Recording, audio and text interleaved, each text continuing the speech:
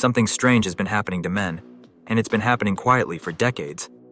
In 2007, researchers published a study that got very little mainstream attention, but should have been front-page news. They had tracked testosterone levels in American men across multiple time points from the late 1980s into the 2000s. What they found was a population-level decline. Testosterone levels dropping across the entire male population, generation after generation. And here's the part that made it genuinely bizarre. This wasn't just men getting older. The researchers found the decline held even after accounting for age. A 60-year-old man in 2004 had lower testosterone than a 60-year-old man in 1987.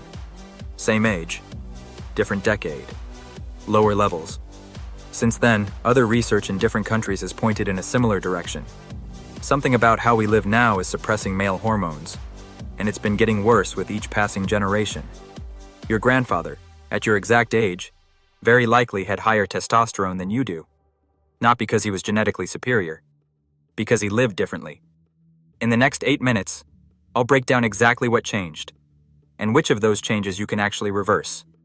Let's start with the biggest one, because it explains a large share of the decline on its own. Men today carry significantly more body fat than men did in the mid-20th century.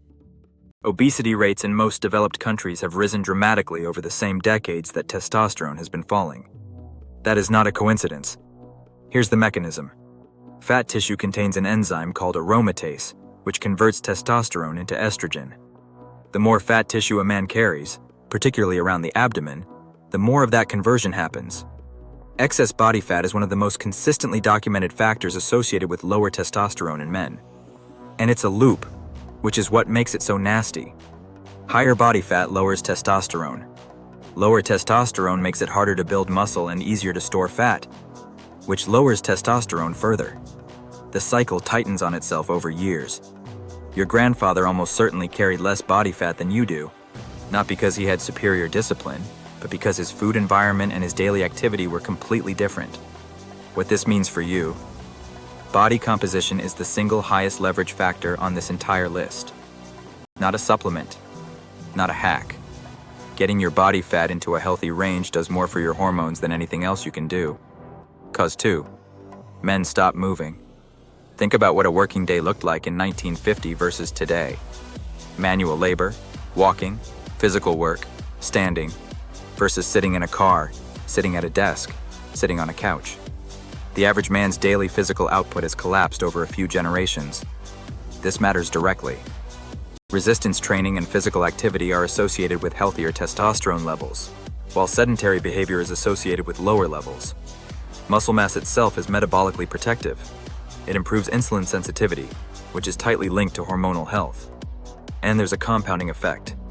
Less movement means more fat gain, which brings us straight back to cause 1. Less movement also means worse sleep quality and higher stress reactivity, which are causes 3 and 4. Your grandfather wasn't going to the gym. He didn't need to. His life contained physical work by default. Yours doesn't, which means you have to add it back deliberately, or it simply doesn't happen. What this means for you: you don't need to become an athlete. Resistance training 2 to 4 times a week plus daily walking replaces most of what modern life removed. That's the entire prescription. But there's a third cause that most men completely ignore, and it might be the one doing the most damage of all, because it happens while you're unconscious. Almost nobody connects it to their hormones. Cause 3. Modern men sleep worse than any generation before them. Here's the fact that reframes everything. The majority of your daily testosterone release happens during sleep. Testosterone production is tightly linked to your sleep cycles, and levels typically peak in the early morning after a full night of rest. Which means sleep isn't a lifestyle preference. It's the window in which your body actually does the work. The research here is direct and striking. In a well-known study, healthy young men restricted to around 5 hours of sleep per night for 1 week showed a substantial drop in daytime testosterone levels, a decline comparable to aging by more than a decade. 1 week. That's it. Now consider how modern life attacks sleep from every direction. Artificial light at night, screens in bed, late-night scrolling, caffeine consumed too late, alcohol, which fragments sleep quality even when it helps you fall asleep, shift work, chronic low-grade stress that keeps the nervous system activated, Your grandfather went to bed when it got dark, because there wasn't much else to do, and he wasn't holding a glowing rectangle 6 inches from his face until midnight. What this means for you: sleep is the cheapest, most powerful hormonal intervention available, and it costs nothing. Consistent bedtime, dark, cool room, no screens for the last hour, caffeine cut off by early afternoon. That's it. And it's more effective than almost any product being sold to you. Cause 4. The stress never turns off. Your body has two competing systems here. Cortisol, the primary stress hormone, and testosterone exist in something like an inverse relationship. When chronic stress keeps cortisol elevated, testosterone tends to suffer. The body treats sustained stress as an emergency, and in an emergency it deprioritizes everything that isn't immediate survival.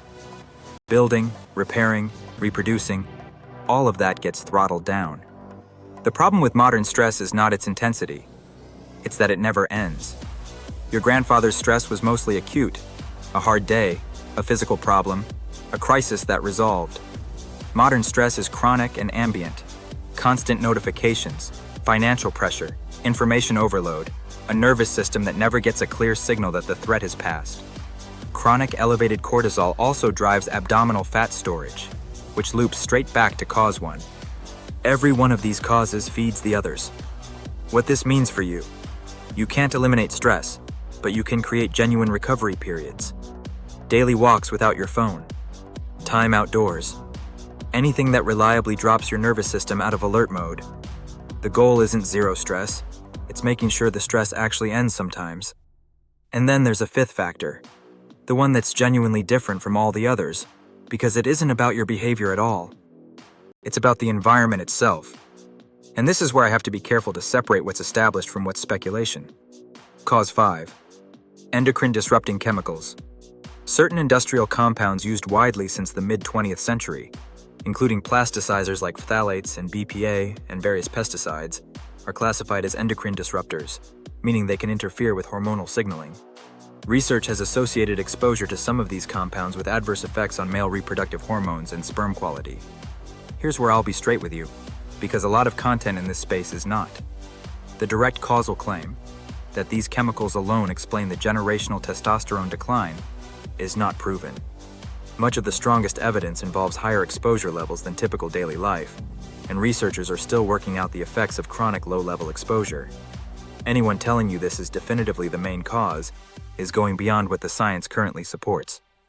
But the reasonable position is this: exposure to these compounds is a genuinely new feature of modern life. The direction of the evidence is concerning, and the practical steps to reduce your exposure cost nothing and carry no downside. What this means for you: don't heat food in plastic. Transfer to glass or ceramic. Don't leave plastic bottles in hot cars. Use glass or stainless for hot liquids. Wash produce. That's it. No panic required. No products to buy. So here's the honest summary.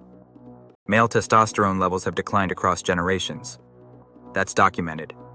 The causes are almost certainly a combination: rising body fat, collapsed physical activity, degraded sleep, chronic stress, and probably environmental exposures. Researchers are still arguing about how much weight each factor carries.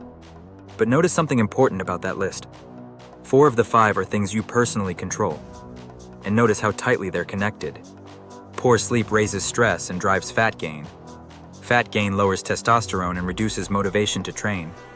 Not training worsens sleep and metabolic health. It's one system, not 5 separate problems, which means fixing one improves the others automatically. That's genuinely good news. You don't need a complicated protocol. In order of leverage, get your body fat into a healthy range, lift weights and walk daily, sleep 7 to 8 hours consistently, create real recovery from stress, and reduce obvious plastic exposure. That's the whole thing. Your grandfather didn't do any of this deliberately. His life did it for him. Yours won't. The default settings of modern life work against your hormones, and if you don't override them consciously, they win. That's the real difference between his generation and yours. Not genetics. Defaults. Your grandfather didn't have a protocol. He had a life that produced these things automatically. You have to choose them. Every single day.